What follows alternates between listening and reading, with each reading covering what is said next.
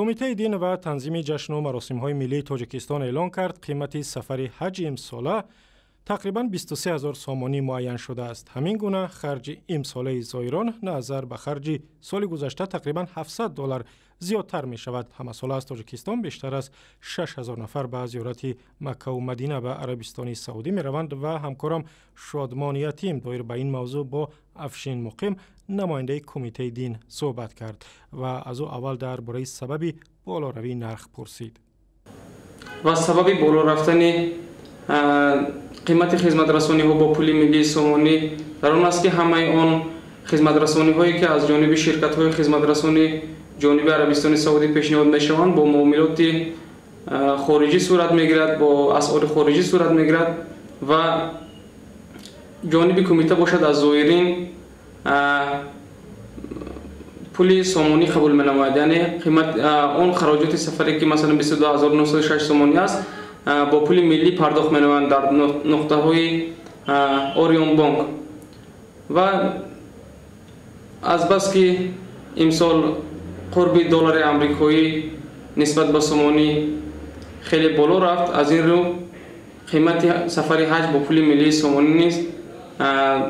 افزون گردید. اما اگر نرخ امساله را با نرخ سال گذشته قیاس بکنیم و آن هم با قرب دلار آمریکایی نرخ اصلا تغییر نیافته است و یا شاید اندکی تغییر یافته باشد هم نسبت به سال گذشته ارزان‌تر شده است. از افشین مقیموف همچنین پرسیدیم که چرا قیمت زیارت حج در تاجیکستان نظر به کشورهای همسایه بالاتر است. در نسبت آن که قیمت سفر حج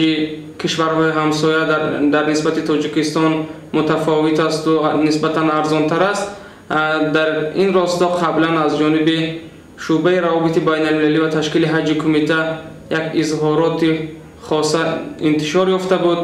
و اونجا ارزیابی شده بود که اگر قیمت نرخ سفر حج تاجیکستان اگر نسبت به کشورهای همجوار فرق میکند، پس این به شرایط و امکانات خوبی بود و باش زائران تاجیک در کشور عربستان سعودی نسبت داده می شود که نسبت به اون کشورهایی که نرخ حجشون ارزان‌تر است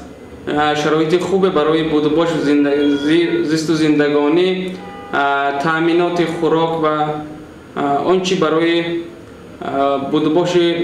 واقعا ارزنده و خوب برای یک ماه در کشور سعودی لازم است معنی داد می گردد. و سوال دیگر همین بود که چند نفر از اعتقادمندان تاجیک به زیارت مکه و مدینه می روند.